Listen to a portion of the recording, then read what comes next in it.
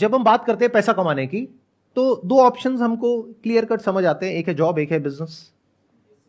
हम इसकी बात नहीं करेंगे। तीसरा ऑप्शन एक और है जो यूट्यूब पर भरा पड़ा है कि ये कर लो, ये करने से इतना पैसा कमा लोगे, उसको भी हटा देते हैं। मतलब इस सेशन का टॉपिक कर देते हैं how to make money without doing anything. कैसा लग रहा है? कितनों को लग रहा है कि मैं ऐसी हवा में बात कर रहा हूं? कितनों को लग रहा है कि मैं अगर कुछ बोल रहा हूं तो वो बात लॉजिकल होगी और मैं जो बोल रहा हूं अपने एक्सपीरियंस के बेस पे बोल रहा हूं? मतलब इतना विश्वास है आप लोगों को मेरे ऊपर कि यहां पर मैं किसी नए स्कैम को शुरू नहीं कर रहा हूं। मतलब ये नहीं है इस सेशन के एंड में मैं आपको कहूंगा कि निकालो 1000 रुपए 1000 रुपए 1000 रुपए 1000 रुपए 1000 रुपए और मैं आपको कहूंगा यहां पे पैसा लगा दो, मुझे दे दो और वो पैसा इतना हो जाएगा। ऐसा कुछ तो आपको नहीं लग रहा ना कि यहां पर होने वाला है? पूरा ट्रस्ट है आप पे? पूरा ट्रस्ट है। कितनों को पूरा ट्रस्ट है मेरे ऊपर? बढ़िया। टॉपिक ये है कि how to make money, and when I am talking about money I am not talking about little money, I am talking about a lot of money without doing anything. इसमें आगे बढ़ने से पहले आपको समझना होगा the concept of compound interest. कितने लोगों को समझ आता है? कितने लोगों को समझ नहीं आता है? ठीक है, तो यहीं से शुरू करते हैं। एल्बर्ट आइंस्टाइन का नाम कितनों ने सुना है? आप में से सबने सुना है। एल्बर्ट आइंस्टाइन ने कहा है कि compound interest is the 8th wonder of the world. 7 wonders हमको पता है, तो 8वां जो अजूबा है वो है कंपाउंड इंटरेस्ट। जिसको इसकी नॉलेज है वो इतना अमीर हो सकता है जिसकी कोई हद नहीं है, और जिसको इसकी नॉलेज नहीं है वो इतना गरीब हो सकता है उसकी भी कोई हद नहीं है। और 99% लोगों को अगर इसकी नॉलेज है भी तो ऊपर ऊपर लेवल पर है। जिन्होंने हाथ अभी ऊपर भी किया था ना, उनको भी बहुत बेसिक सी नॉलेज है, डीपली नहीं समझते हैं। एक क्वेश्चन पूछता हूं आप लोगों से। चेस में 64 स्क्वायर्स होते हैं, तो मान लो अगर हम पहले स्क्वायर के ऊपर 1 चावल का दाना रखें, अगले स्क्वायर के ऊपर 2 चावल के दाने रखें, तीसरे पे 4 दाने रखें, चौथे पे 8 दाने रखें। अगर इस तरीके से हम करते जाएं तो एंड तक पहुंचते पहुंचते, यानी जब हम लास्ट स्क्वायर पे पहुंचेंगे तो कितने चावल के दाने होंगे? Near about approx 1 lakh sir. 1 lakh के आसपास? Yes sir. Anybody else? Sir, I think more than 10 lakh. 10 lakh से ऊपर हो जाएंगे? Yes, sir. तो मतलब आपका जो दिमाग चल रहा है वो चल रहा है मैक्सिमम लाखों तक, और अगर किसी का दिमाग चलेगा तो वो चल जाएगा करोड़ों तक। क्या हो अगर मैं कहूं कि जब तक आप आखिरी उस पर पहुंचोगे, जो आखिरी बॉक्स है, तो वहां पर आपको चाहिएंगे 18 जीरो। कितने करोड़ होते हैं ये? बोल तक नहीं पा रहे हो, इतने चावल के दाने हो जाएंगे वहां पर। इससे क्या समझ आ रहा है कि compounding is actually the 8th wonder of the world. जिसको इसके बारे में नहीं पता था, या जिसको पता भी था, उसने भी इमेजिन नहीं किया होगा कि इतना बढ़ जाएगा। उसने सोचा होगा मैक्सिमम कुछ करोड़ हो जाएंगे, 50 करोड़ हो जाएंगे, 100 करोड़ हो जाएंगे, 1000 करोड़ हो जाएंगे। ये तो उससे भी बहुत ज्यादा है। ये है पावर ऑफ कंपाउंडिंग। इसका एक और एग्जांपल देता हूं आपको, बहुत simple, day to day life से कनेक्टेड। आप में से कितनों के पास में क्रेडिट कार्ड है? तो क्रेडिट कार्ड पे आपको पता है कितना इंटरेस्ट लगता है, 1 साल का या 1 महीने का? Sir around 36%। 36% पर एनम, यानी अराउंड 3% महीने का। यानी कि 10,000 रुपए आपने क्रेडिट कार्ड कंपनी को टाइम से नहीं दिया तो उस पर कितना रुपए लगेगा? 10,300। 300 रुपए सुनने में बड़ा लगता है तो बहुत छोटा लगता है। अरे 300 रुपए से क्या फर्क पड़ता है? क्रेडिट कार्ड कंपनी बोलती नहीं है कि इसको ईएमआई में ब्रेक कर दो, बट उसमें कितना एक्स्ट्रा लगेगा? सिर्फ 300 रुपए। तो आप कहोगे अच्छा 300 रुपए तो है। इसका मतलब क्या है? आप कंपाउंडिंग को नहीं समझते हो। और नहीं समझते हो तो अभी मैंने क्या कहा था थोड़ी देर पहले कि जो कंपाउंडिंग को नहीं समझता है वो इतना गरीब हो सकता है जिसकी कोई हद नहीं है, और जो समझता है वो इतना अमीर हो सकता है जिसकी कोई हद नहीं है। तो आप अमीर होना तो चाहते हो, लेकिन क्योंकि आप इसको नहीं समझते हो तो आपके जो सारे एक्शंस हैं वो आपको गरीबी की तरफ ले जाएंगे। आप कहोगे 3% ही तो है, क्या फर्क पड़ता है? तो महीने का 3% मतलब साल का कितना हो गया? 36%। ऐसा आपको लग रहा है क्योंकि आप कंपाउंडिंग को नहीं समझते हो। क्योंकि जो 3% आप नहीं भरोगे इस महीने, उसके अगले महीने उस 3% पे भी 3% लगेगा।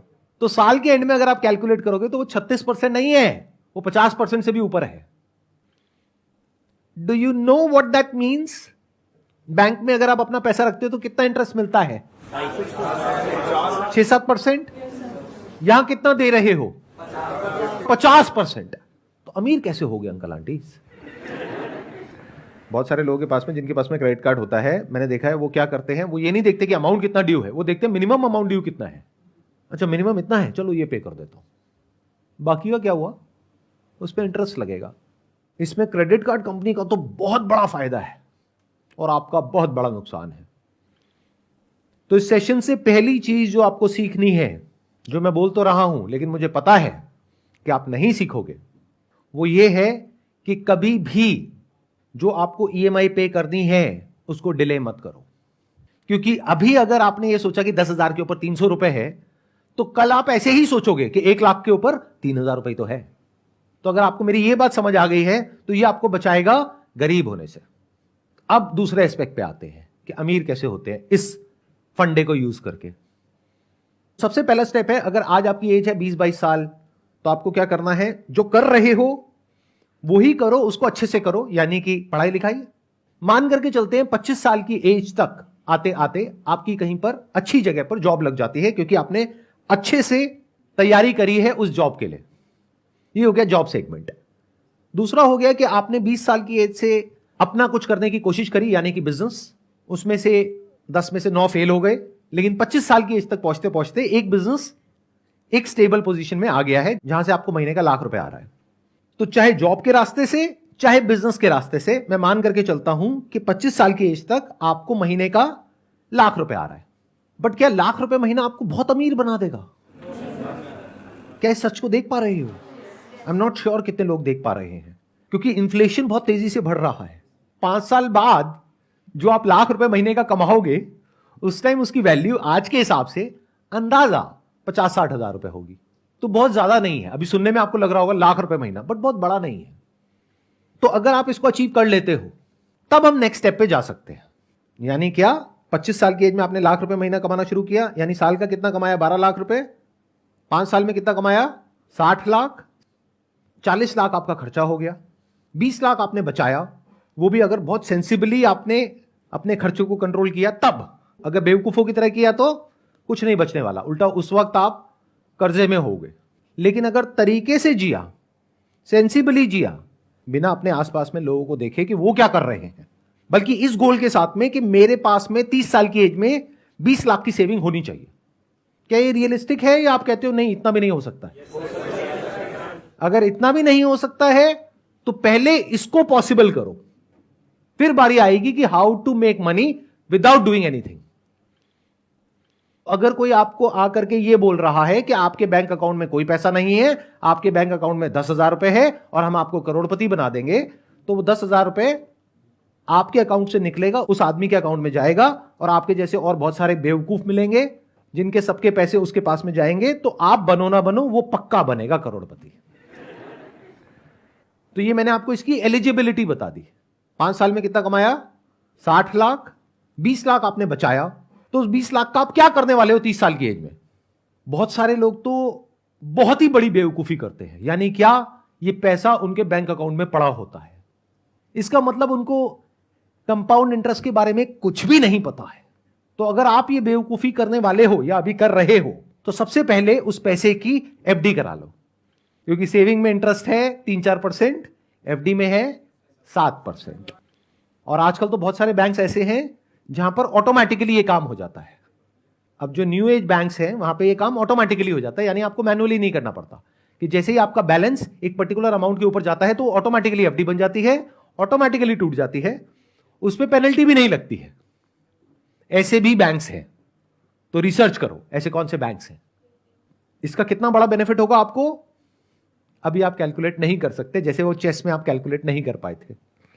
10-20 साल में अमाउंट कितना बड़ा हो जाएगा आप सोच भी नहीं सकते, अगर सिर्फ यही करते हो जितना मैंने कहा है। तो क्या जो मैंने कहा था वो एक लेवल पे सच नहीं हो गया है?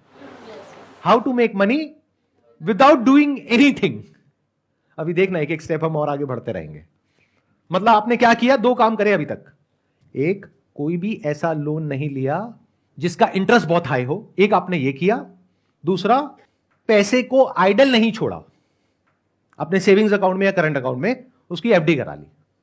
अगर सिर्फ ये दो काम करे तो you are already making a lot of money without doing anything. लेकिन अब आप कहते हो कि नहीं सर, ये जो तरीका आपने बताया इसमें मैं समझ रहा हूं कि मैं पैसा कमाऊंगा लेकिन मैं और कमाना चाहता हूं, तो उसका क्या तरीका है? तो अब ध्यान से समझना कि पैसा कमाते कैसे हैं, यानी वेल्थ कैसे क्रिएट होती है। अपना एग्जांपल दूं, उससे आई थिंक आप ज़्यादा अच्छे से रिलेट कर पाओगे। हमारा जो बिजनेस है वो है स्टॉक फोटोग्राफी का। आप में से कुछ लोगों को पता होगा, कुछ को नहीं पता होगा, क्योंकि उसके बारे में मैं बात नहीं करता हूं अपने सेशंस में। बट शॉर्ट में बता देता हूं वहां पे हम क्या करते हैं। हम कुछ इमेजेस प्रोड्यूस करते हैं या फोटोग्राफर्स से लेते हैं, फिर उसको आगे उसका लाइसेंस देते हैं बड़े बड़े ब्रांड्स को। तो जितनी भी आप एड्स देखते हो न्यूज़पेपर्स में, मैगजीन्स में, ऑनलाइन ऑफलाइन, उसमें जो बड़े बड़े ब्रांड्स की जो एड्स होती हैं जहां पर कुछ मॉडल्स होते हैं, मान लो कुछ फैमिलीज हैं, कपल्स हैं, वो जो फोटोग्राफ्स हैं वो there is a strong possibility वो हमसे लेते हैं अगर वहां पर कोई इंडियन फेस है तो, क्योंकि इंडियन फेसेस की हमारी पूरे वर्ल्ड की सबसे बड़ी कलेक्शन है। लेकिन आने वाले टाइम में इस बिजनेस के ऊपर एक बहुत बड़ा थ्रेट है because of AI, artificial intelligence. क्योंकि अब क्या हो रहा है, बहुत सारे ऐसे सॉफ्टवेयर आ गए हैं, बहुत सारे ऐसे प्लेटफॉर्म्स आ गए हैं जैसे मिड जर्नी है, जहां पर कि आप जाओ और कुछ प्रॉम्प्ट दो और वो आपको बिल्कुल रियलिस्टिक इमेजेस बना करके दे देगा। तो अगर वो इमेजेस वहां से आपको फ्री में मिल जाएगी, ऑलमोस्ट फ्री में मिल जाएगी, तो कोई हमसे इमेजेस क्यों खरीदेगा? देखो, तीनों सिनारियोस पकड़ लेते हैं कि मेरे अपने बिजनेस में कितने रिटर्न आने वाली है गोइंग फॉरवर्ड अगले 5-10 साल में। या तो 0%, या अगर कुछ बहुत कमाल का हमने कर दिया जो हम कर रहे हैं तो 10%। और अगर हम इस थ्रेट को ढंग से मैनेज नहीं कर पाए, यानी जो एआई की वजह से हमारे बिजनेस पे थ्रेट है उसको हम ढंग से मैनेज नहीं कर पाए, तो बिजनेस हो सकता है 10% से गिरने लग जाए हर साल का। तो मैंने कैलकुलेशंस करी कि अगर मेरे पास में इतना अमाउंट है, अगर उसको मैं अपने बिजनेस में लगाता हूं तो वहां पे in the best case scenario return आएगी 10%। तो क्या कहीं कोई और बिजनेस है जहां पर मैं पैसा लगाता हूं तो रिटर्न आएगी 25 से 30%? तो उस बिजनेस में पैसा लगाना बेटर है या अपने बिजनेस में पैसा लगाना बेटर है? Does it making some sense to you guys? अब मैं कुछ ऐसा बोलने वाला हूं जो हो सकता है आप लोगों की जो सोच है उससे बहुत अलग है, लेकिन अगर समझोगे डीपली मेरी बात को तो समझ पाओगे मैं किस एंगल से क्या बोल रहा हूं। हम जब भी स्टॉक मार्केट का नाम सुनते हैं तो हम सबके माइंड में क्या थॉट्स आते हैं? जुआ है, सट्टा बाजार है, रिस्की है, जो पूरी तरह से झूठ नहीं है, क्योंकि बहुत सारे लोग इसको इसी तरीके से देखते हैं। किसी ने कहा ये शेयर ऊपर जाने वाला है, खरीद लिया, और ये तो नीचे चला गया, अब क्या करें? नहीं, अब जब वापस से उस भाव पे आएगा तब बेचेंगे। अब वो आधा रह गया, अब क्या करें? नहीं, अभी भी उसको तभी बेचेंगे जब वो वहां पे आएगा। अब वो 10 गुना कम हो गया, अब क्या करें? बैठे हैं और रो रहे हैं और अपने आसपास में लोगों को कह रहे हैं बिल्कुल बेकार है, और अपने बच्चों को भी ये कह रहे हैं बिल्कुल दूर रहना इससे, कुछ नहीं पड़ा इस सब में। ऐसा ही है? जबकि स्टॉक मार्केट ये नहीं है। यानी कि शॉर्ट टर्म में दुनिया की कोई ताकत प्रेडिक्ट नहीं कर सकती है कि जो स्टॉक मार्केट है वो ऊपर जाने वाला है या नीचे जाने वाला है, या कोई पर्टिकुलर स्टॉक ऊपर जाने वाला है या नीचे जाने वाला है। लेकिन लॉन्ग टर्म में उसको प्रेडिक्ट करना बहुत आसान है अगर आप बिजनेस को समझते हो तो मैंने क्या किया, जब मुझे क्लियरली नजर आ गया कि मेरे बिजनेस का एक सैचुरेशन पॉइंट आ रहा है तो मैंने डाइवर्सिफाई किया। अब अगर आपकी लैंग्वेज में बात करी जाए तो मैंने एक स्टॉक परचेज किया, बट अगर मेरे पर्सपेक्टिव से बात करी जाए तो मैंने एक बिजनेस को परचेज कर लिया। दोनों में फर्क देख पा रहे हो? कितने देख पा रहे हैं मैंने क्या बोल दिया है? बाकियों को नहीं समझ आ रहा, मैं समझाता हूं। आप स्टॉक मार्केट को कैसे देखते हो? मैंने शेयर खरीद लिया, शेयर बेच दिया, शेयर का भाव ऊपर चला गया, शेयर का भाव नीचे चला गया। मैं ऐसे नहीं देखता। जो भी लोग एक्चुअल में समझते हैं स्टॉक मार्केट को वो ऐसे नहीं देखते, बल्कि स्टॉक मार्केट भी गलत वर्ड है। बिजनेस को जो समझते हैं वो ऐसे नहीं देखते। वो कैसे देखते हैं कि स्टॉक का जो प्राइस है वो डिसाइड होता है based upon sentiments in the short term, कि मार्केट के सेंटिमेंट्स कैसे हैं, मार्केट में ग्रीड है या फियर है, जिसको बोलते हैं बुल रन है या बेयर मार्केट है, उसके बेस पे स्टॉक के प्राइसेस डिसाइड होते हैं। एक बिजनेस की वैल्यू होती है 100 रुपए, उसका प्राइस होता है 20 रुपए, और एक बिजनेस की वैल्यू होती है 100 रुपए, उसका प्राइस होता है 1000 रुपए। मार्केट में ऐसा सब कुछ देखने को मिलता है। तो अगर ये बात आपको समझ आ रही है तो प्राइस को देखोगे सिर्फ इस पॉइंट ऑफ व्यू से कि जो उस बिजनेस की एक्चुअल में वैल्यू है उससे मुझे सस्ता मिल रहा है या उससे महंगा मिल रहा है। बट रोज बैठ करके ये नहीं देखोगे आज ऊपर चला गया तो मैं खुश हो रहा हूं, नीचे चला गया तो दुखी हो रहा हूं। जैसे अगर आप अपना कोई बिजनेस भी करते हो तो उसको क्या सोच करके करते हो कि आज मैंने बिजनेस शुरू किया, अरे ये बिजनेस तो बढ़िया है, अरे ये बिजनेस तो बुरा है, ऐसे करते हो?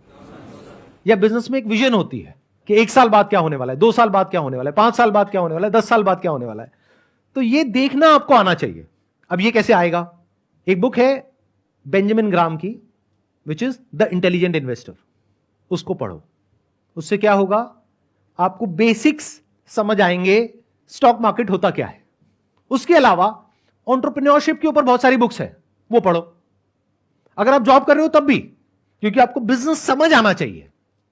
अगर आपको समझ आ रहा है कि बिजनेस क्या है और स्टॉक मार्केट क्या है और लॉन्ग टर्म इन्वेस्टिंग क्या होती है, कंपाउंडिंग क्या होती है, तो स्टॉक मार्केट आपके लिए एक जरिया है या तो एक नया बिजनेस करने का, या जो अपना बिजनेस कर रहे हो उसके अलावा एक और बिजनेस में डाइवर्सिफाई करने का, जो मैंने किया। यानी आज से 6 महीने पहले मैंने क्या किया, पूरे स्टॉक मार्केट को देखा, यानी इंडियन स्टॉक मार्केट। फिर उसमें से फाइनली ढूंढ करके, मेरे 100 पैरामीटर्स हैं, उसमें मैंने देखा कितनों पे टिक हो रहा है। किसी बिजनेस में 50 पे टिक हो रहा है, 50 पे नहीं हो रहा है, किसी में सिर्फ 10 पे टिक हो रहा है। फाइनली एक ऐसा बिजनेस मिला जिसमें 100 में से 99 पे टिक हो गया है। इससे बेटर अभी तक मुझे और कुछ नहीं मिला है। तो उस बिजनेस में मैंने एक काफी अच्छा स्टेक ले लिया आज से 6 महीने पहले। आज की डेट में मेरे 2 बिजनेस हैं, एक मैं मालिक हूं इमेजेस बाजार का और एक मैं मालिक हूं एक बैंक का।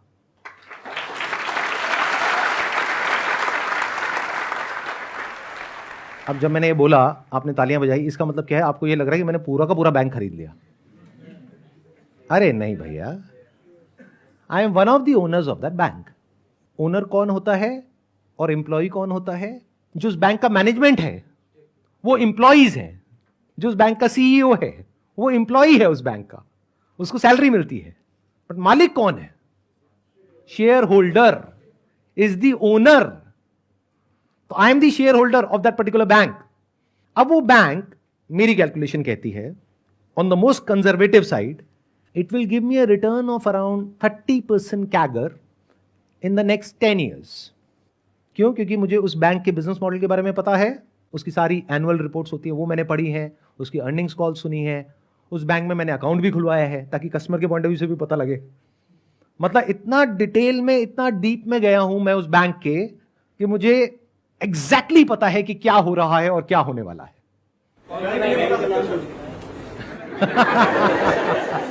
सर एक काम करो ना सर, बैंक का नाम ही बता दो। बिल्कुल नहीं बताने वाला। क्यों? क्योंकि अगर मैं ये बताता हूं तो 2 वजह है ना बताने की। एक, लीगली ये बताना ठीक नहीं है from the regulation point of view, कि मैं ऐसे अगर आता हूं और आकर के आपको बताता हूं तो वो एक तरह से सलाह हो गई। तो I can not give you any advice. तो मैं आपको नहीं बता रहा कि उसका नाम क्या है, खुद फिगर आउट करो। अगर मैंने आपको नाम बता भी दिया बैंक का, आपने खरीद भी लिया, तब भी आप डरे रहोगे। जैसे उस बैंक के शेयर का प्राइस है वो मानो 1 साल बाद आधा रह गया, तो वैसे तो आपके पास में मेरा फोन नंबर नहीं है, लेकिन अगर होगा तो फोन करोगे, सर ये क्या हो गया, सर मैं लुट गया, मैं बर्बाद हो गया। क्यों? क्योंकि स्टॉक मार्केट तो समझ आया नहीं है आपको, ना बिजनेस समझ आया है। Never blind trust anyone. Blind trust का मतलब यही है कि आप कुछ देख ही नहीं पा रहे हो, बस किसी के पीछे पीछे चल रहे हो। वहां पर हमेशा डर रहता है। आंखें हैं आपके पास में तो देखो, कान है सुनो, दिमाग है समझो कि जो मैंने कहा वो क्या है, और जरूरी नहीं है वही करना है जो मैंने किया, क्योंकि आपको पता ही नहीं कि मैंने क्या किया और किस प्राइस पॉइंट पे किया। जिस प्राइस पॉइंट पे मैंने इन्वेस्ट किया आज ऑलरेडी उससे 50% ऊपर है वो, तो क्या ये प्राइस पॉइंट ठीक है या नहीं है इन्वेस्ट करने के लिए? हो सकता है हो सकता है ना हो, मैं क्यों बताऊं, खुद फिगर आउट करो। तो ये जो आपको क्रच चाहिए होता है ना आगे चलने के लिए, I am not giving you a crutch, I am just telling you how to think. मतलब आपको सब कुछ पता होना चाहिए उस इंडस्ट्री के बारे में, उस पर्टिकुलर कंपनी के बारे में, उसके प्रमोटर्स के बारे में, बिजनेस के बारे में आपको समझ आना चाहिए कि बिजनेस क्या है, क्या हो रहा है, कैसे होने वाला है, अभी वो बिजनेस किस फेज में है। आपको पता होना चाहिए नेचुरल ट्रैक्शन क्या होता है, यानी कि वो बिजनेस अपने आप बढ़ रहा है, यानी एक बैंक के स्टैंड पॉइंट से अगर समझा जाए तो उस बैंक के डिपॉजिट्स बहुत तेजी से बढ़ रहे हैं। यह सिग्नल है कि पब्लिक को ट्रस्ट है उस बैंक के ऊपर। इसलिए जो मैंने अपना सेकंड बिजनेस किया, यह भी कहना गलत होगा, किया, जिस सेकंड बिजनेस में मैंने इन्वेस्ट किया वो बैंक में किया, क्योंकि इंडिया में जो आरबीआई है वो बहुत स्ट्रांग है, उसकी जो रेगुलेशंस है वो बहुत ही कमाल की है। और आपको एक बहुत मजेदार बात बताता हूं जो हो सकता है आप में से बहुत सारे लोगों को पता भी नहीं होगा। आपने जॉब करी, आपने 20 लाख रुपए कमाया, आपने क्या किया, उस 20 लाख की एफडी करा दी। आपने कहा ये सब जो आपकी बातें हैं ना मेरे को नहीं समझ आती, मैं तो एफडी करा रहा हूं। 20 लाख आपका एफडी में पड़ा है, मान लो वो बैंक डूब गया, बंद हो गया, तो उस 20 लाख का क्या होगा जो आपने एफडी कराई है? ये बात पता है? कितनों को नहीं पता है? हाथ ऊपर करो। मतलब आपका 5 लाख रुपए इंश्योर्ड है, बाकी 15 लाख गया। तो जिसको आप और आपके पेरेंट्स बहुत सेफ समझते हो वो भी सेफ नहीं है, बल्कि मैं ज्यादा सेफ हूं, क्योंकि आप तो एफडी करा के भूले पड़े हो, तो आपको तो तब पता लगेगा जब न्यूज में आ जाएगा। मैं तो मालिक हूं ना उस बैंक का, तो मैं उसको मॉनिटर करता रहता हूं, उसकी अर्निंग्स कॉल सुनता रहता हूं, उसकी जो क्वार्टरली रिपोर्ट्स हैं उसको स्टडी करता रहता हूं। तो कहीं भी कुछ भी गड़बड़ हुआ तो सबसे पहले मुझे पता लगेगा, उसके 6 महीने, 1 साल या 2 साल बाद आपको पता लगेगा। तो जैसे ही मुझे पता लगेगा उस दिन मुझे एक बटन दबाना है और वो सारा पैसा मेरे बैंक अकाउंट में आ जाएगा। उस बैंक अकाउंट में नहीं जो बैंक डूबने वाला है किसी दूसरे बैंक अकाउंट में। तो ये ज्यादा सेफ है, ये ज्यादा सिक्योर है। नॉलेज के बेस पे एक्ट करना, specially if that knowledge is backed by facts, data and right understanding, that is much more safe and secure than blindly चलना। तो अगर मेरी बात आपको समझ आ रही है तो शॉर्ट टर्म में अब वो जो आपने इन्वेस्टमेंट करी है वो चाहे ऊपर जाए चाहे नीचे जाए आपको फर्क नहीं पड़ने वाला। जैसे अपने घर में फर्क नहीं पड़ता। क्या आपने घर का प्राइस रोज चेक करते हो सुबह उठ करके? सुबह जा करके, मतलब ऑफिस जाते वक्त या ऑफिस से आने के बाद में, क्या अपने घर के पास में जो डीलर है उसके पास में जाकर के बैठ जाते हो उसके ऑफिस में, भाई आज मेरे घर का क्या दाम है? भाई आज तो 50 लाख रुपए है। अरे कल तो यार 51 लाख रुपए था, आज 50 लाख हो गया।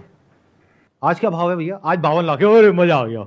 अरे भाई बेचना हो तो खुश हो या परेशान हो। यानी अगर मैं अपना एग्जांपल दूं तो ये जो बैंक, एक ऐसा भी फेज था आज से आई थिंक 4-5 महीने पहले, जब वो बहुत नीचे चला गया, बहुत मतलब 10-15% टूट गया, तो मैं दुखी नहीं हुआ। आज वो स्टॉक बहुत ऊपर है, तो अगर मैं आपको नंबर बताऊंगा तो आपके पैरों के नीचे जमीन निकल जाएगी सुन करके, लेकिन उसकी वजह से मैं खुश नहीं हो रहा हूं। अब एक काम करते हैं, अब मेरे को छोड़ते हैं, आपकी बात करते हैं। यानी 30 साल की उम्र में आपके पास में 20 लाख रुपए है, उसमें से 10 लाख रुपए आपने अपने पास में रखा, जिससे कि अगर कभी कोई प्रॉब्लम आ जाए एकदम से तो आपके पास में इतना पैसा होना चाहिए इमीडिएटली। बचा 10 लाख रुपए, तो 10 लाख रुपए को आपने इन्वेस्ट करा। अगर मेरे स्टैंड पॉइंट से देखोगे तो ये टाइम अच्छा है बैंक में इन्वेस्ट करने के लिए, क्योंकि अगर इंडिया की इकोनॉमी को ग्रो करना है तो बैंकिंग सिस्टम को तो ग्रो करना ही पड़ेगा। तो अगर आप इंडिया की जो ग्रोथ स्टोरी है उस पर आपका विश्वास है तो बैंकिंग सेक्टर तो ग्रो करेगा ही। बिना उसके जो इंडियन इकोनॉमी है वो ग्रो नहीं कर सकती। India is one of the fastest growing economies in the world. तो for India to grow in the next 10 years, 20 years, banking system has to grow. तो ऐसे में अगर कोई न्यू एज बैंक को आप आइडेंटिफाई कर पाओ जो कि बिल्कुल परफेक्टली पोजीशनड है इसको आने वाले 5-10 साल में एनकैश करने के लिए, और आज या तो रीजनेबली वैल्यूड है या अंडर वैल्यूड है, इसको मार्जिन ऑफ सेफ्टी बोलते हैं, जहां पर आपको पता है कि पैसा डूबने की पॉसिबिलिटी ऑलमोस्ट 0% है, तो ये मेरे हिसाब से अच्छा ऑप्शन है। अगर 30% से आपका पैसा ग्रो कर रहा है ईयर ऑन ईयर, तो ये 10 लाख कितना हो जाएगा? Near about 14 times. प्लस जो आप काम कर रहे हो वहां से आपने 10 साल में कितना कमाया लाख रुपए महीने के हिसाब से? 1 करोड़ 20 लाख। और यहां से कितना कमाया? 1 करोड़ 40 लाख। उसमें से 10 लाख हटा दो जो आपने इन्वेस्ट किया, 1 करोड़ 30 लाख। इसके लिए आपने क्या किया? लेकिन किसी ने तो कुछ किया होगा तभी तो पैसा आया। किसने किया? उस कंपनी के मैनेजमेंट ने किया। अब बैंक बैंक मत बोलो बार बार, कहीं आप सारे जाकर के बैंक में पैसा लगा दो और पैसा डूब जाए और मेरे पास में आओ, सर ये क्या कर दिया आपने सर। कंपनी का जो मैनेजमेंट है उसने किया, उन्होंने जो काम किया उसके लिए उनको क्या मिला? सैलरी। बट आपको क्या मिला? प्रॉफिट। और प्रॉफिट हमेशा सैलरी से ज्यादा होता है अगर बिजनेस बढ़िया चल रहा है तो। इसका एक प्रैक्टिकल एग्जांपल दूं? आप में से कितने जिन्होंने बजाज फाइनेंस नाम की कंपनी का नाम सुना है? अभी उसका मार्केट प्राइस क्या है? एनी आइडिया, जो स्टॉक मार्केट को ट्रैक करते हो? Near about 7,000। आज से 10 साल पहले कितना था? यानी अभी ये 2023 चल रहा है, तो 2013 में कितने का था वो? नियर अबाउट 100 रुपए। तो 10 साल में कितना हो गया? 70 टाइम्स। 20 साल पहले कितने का था? 7 रुपए का। तो 20 साल में कितना गुना हो गया? 1000 गुना। अब ये सब सुनने में बहुत अच्छा लगता है, बट अगर आपने ध्यान से मेरी बात सुनी है, मैं इस सब के बारे में बात नहीं कर रहा हूं। इस चक्कर में क्या होता है, बहुत सारे लोग जब स्टॉक मार्केट में घुसते हैं तो इन एक्सपेक्टेशंस के साथ घुसते हैं कि हमको अगला बजाज फाइनेंस ढूंढना है जो आज 7 रुपए का हो और वो आने वाले 20 साल बाद 7,000 का हो जाए। इस चक्कर में उनका वो जो 7 रुपए है वो भी 70 पैसे रह जाता है 20 साल बाद। तो मैं इसकी बात कर ही नहीं रहा हूं, यानी मैं पेनी स्टॉक्स की बात नहीं कर रहा हूं, मैं स्मॉल कैप की बात नहीं कर रहा हूं। मैं कुछ हद तक वो बात कर रहा हूं जिस फेज में बजाज फाइनेंस आज से 10 साल पहले था, 20 साल पहले नहीं, क्योंकि वहां पर ये बता पाना कि 20 साल बाद ऐसा कुछ होने वाला है, that was next to impossible. But 10 साल पहले अगर किसी में एक रीजनेबल अमाउंट ऑफ अंडरस्टैंडिंग थी एनबीएफसी सेक्टर की, तो वो प्रेडिक्ट कर सकता था कि 10 साल बाद कुछ ऐसा होने वाला है। तो मैं बात कर रहा हूं उस वक्त वहां पर एंटर करो जब रिस्क कम हो और रिटर्न की पॉसिबिलिटी बहुत ज्यादा हो। मैंने क्या कहा? आपका पैसा 10 साल में कितना गुना हो जाएगा अगर 30% की रिटर्न आई तो? 14 टाइम्स। और बजाज फाइनेंस कितना हुआ पिछले 10 साल में? 70 गुना। तो मैं 70 गुने की बात ही नहीं कर रहा हूं, मैं ये 50% कैगर की बात नहीं कर रहा हूं, मैं 25-30% की बात कर रहा हूं।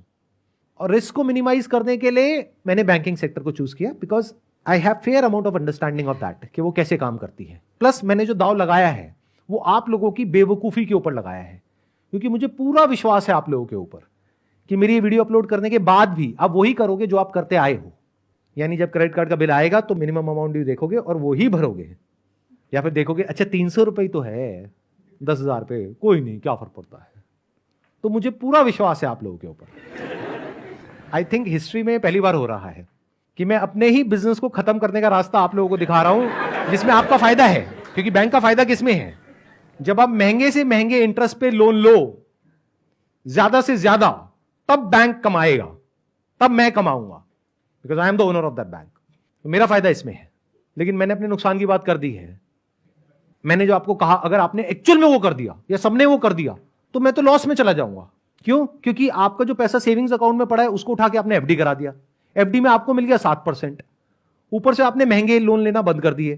प्लस बैंक के अपने खर्चे भी तो हैं, इंप्लॉइज हैं, सैलरीज हैं, ब्रांचेस हैं, उसका रेंट है। तो बैंक ने क्या कमाया? तो मैं लॉस में चला गया। लेकिन मुझे पता है ये सब जो मैंने कहा है आप ऐसा कुछ भी नहीं करोगे। फिर आप कहोगे कह क्यों रहे हो? अरे ऐसे ही मेरी आदत है सच बोलने की, इसी में तो मजा है।